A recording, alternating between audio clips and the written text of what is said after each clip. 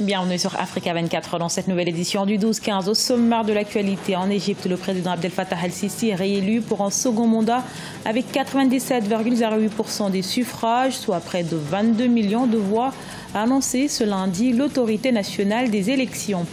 Face à un taux de chômage croissant qui atteint désormais 18%, Mokogwe Masisi, le nouveau président du Botswana, promet de s'attaquer au chômage des jeunes. Annonce faite lors de son discours d'investiture, vous l'entendrez. Et puis, relever les défis énergétiques du continent a été le principal sujet de la 35e session des ministres des pays africains producteurs de pétrole. Le Tchad, qui préside cette organisation, réaffirme la politique de stabilisation des prix du baril.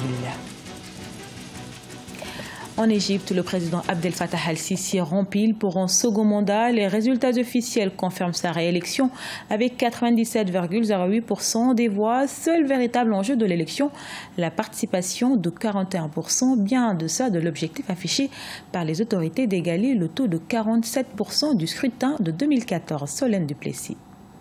Sans surprise, c'est le président Abdel Fattah al-Sisi qui a été réélu pour un second mandat de 4 ans, avec 97,08% des voix.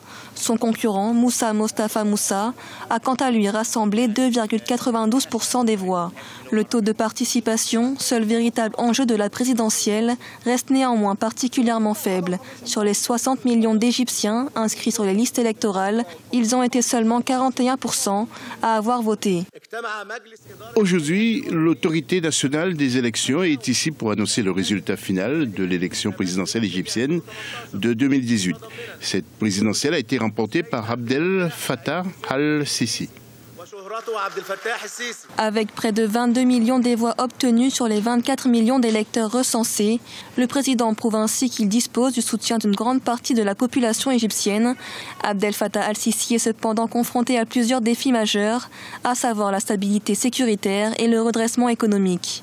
C'est le résultat que tout le peuple égyptien soutiendra. J'espère juste que le président Sisi soulagera le fardeau des gens ordinaires. J'espère que le président Abdel Fattah al-Sisi continuera à travailler dans la même direction et que tout le peuple égyptien le soutiendra. Et j'espère aussi qu'il accordera plus d'attention à l'éducation, aux services médicaux et aux retraités, car notre vie quotidienne est très difficile.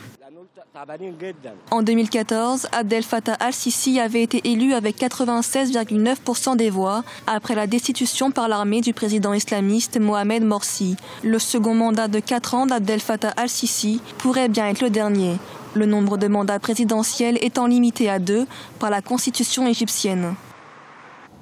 À peine investi, le nouveau président du Botswana, Mokogwe Masisi, promet de s'attaquer au chômage des jeunes.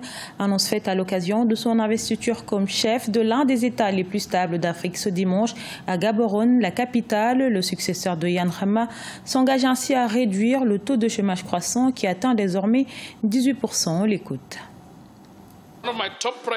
Mes priorités en tant que président de ce pays seront de s'attaquer au problème du chômage, en particulier chez les jeunes, qui représentent la majorité de notre population.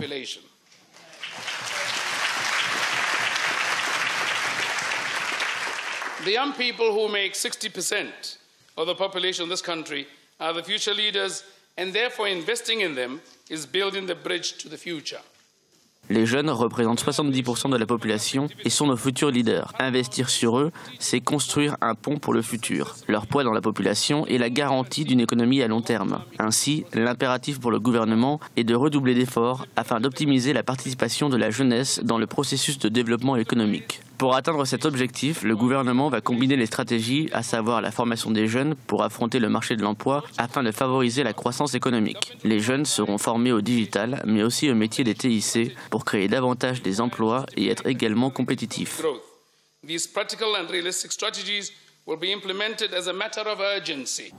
Et l'Éthiopie a un nouveau Premier ministre. Abiy Ahmed a prêté serment ce 2 avril devant le Parlement.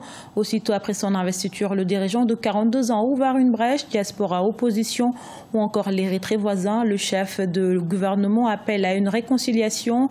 Il promet également de mettre en œuvre des réformes démocratiques, notamment pour désamorcer les tensions dans sa province. Rappelons que c'est le premier Oromo, l'ethnie majoritaire en Éthiopie, qui accède à la plus haute fonction dans l'histoire moderne du pays. Les pays africains exhortés à renforcer leur coopération énergétique. C'était à l'occasion de la 35e session ordinaire des ministres de l'Organisation des pays africains producteurs de pétrole. Un rendez-vous organisé par le Tchad et qui a réaffirmé la politique de stabilisation des prix du baril. Reportage de notre correspondant Mahamat Ramadan commenté par Nelly Claude Bessa. La 35e session du Conseil des ministres de l'Organisation des producteurs de pétrole africains s'est tenue du 31 mars au 1er avril 2018 en N'Djamena. Les ministres se sont engagés lors de cette réunion à plus de coopération et d'assistance mutuelle entre les pays membres et à faire respecter les engagements et l'objectif de l'organisation afin de relever les défis énergétiques qui s'imposent au continent.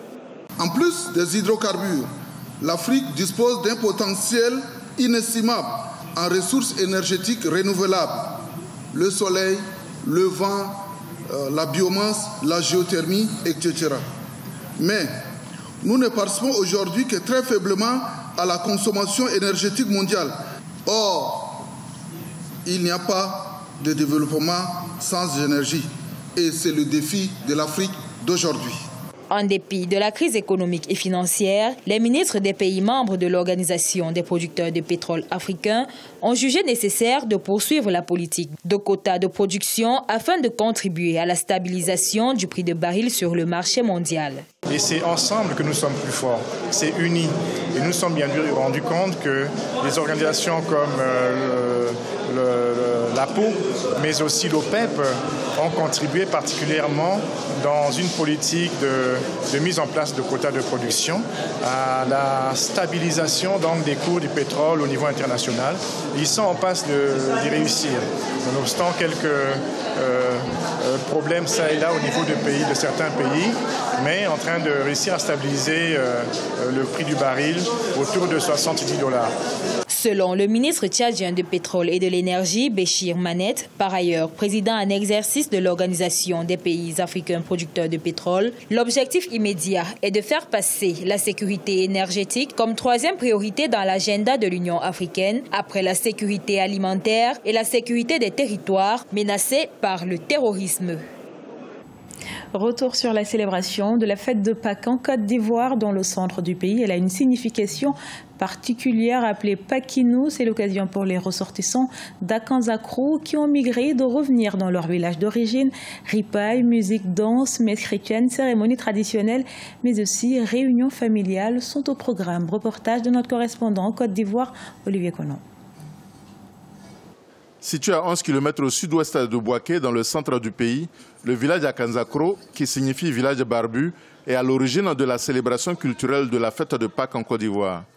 Dénommée Pakinou en baoulé, la langue du terroir, cette fête a commencé dans les années 1970 suite à l'appel de feu le président Félix Vaubanyi demandant aux cadres de construire des logements dans leur village. La fête a été institutionnalisée dans les années 1980 avec la participation de tous les ressortissants du village convergeant à Akanzakrou pour contribuer à son développement. Je tiens beaucoup au développement de ce village parce que Bouaké est en train de nous talonner. Alors si nous avons toutes les infrastructures, ça me plairait beaucoup. C'est pourquoi je dis que cette Pâques est placée sous le signe du développement. Nous avons une école, mais il y a beaucoup de difficultés que nous rencontrons. Comment faire pour héberger les maîtres? Tout cela, avec le chemin et l'insécurité qui sévit dans le pays. Pakinou 2018 a été marqué à Akanzakrou par un défilé de toutes les couches sociales. Autochtones et halogènes ont démontré leur unité préalable à tout progrès. Aujourd'hui, instrument de promotion des cultures du terroir, Pakinou est une affaire nationale célébrée dans toute la Côte d'Ivoire.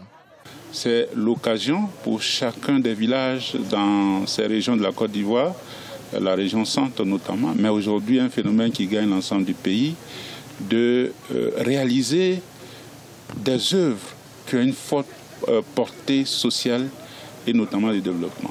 Je veux parler d'écoles, je veux parler également d'adduction d'eau potable, je veux parler de centres de santé. Au-delà du centre du pays, toutes les autres régions utilisent désormais la fête de Pakinou pour renforcer la cohésion sociale des communautés rurales et par extension de toute la Côte d'Ivoire. Ce journal a été réalisé par l'ensemble de la rédaction. Merci pour votre fidélité. Dans un instant, une nouvelle édition de l'actualité sur Africa 24.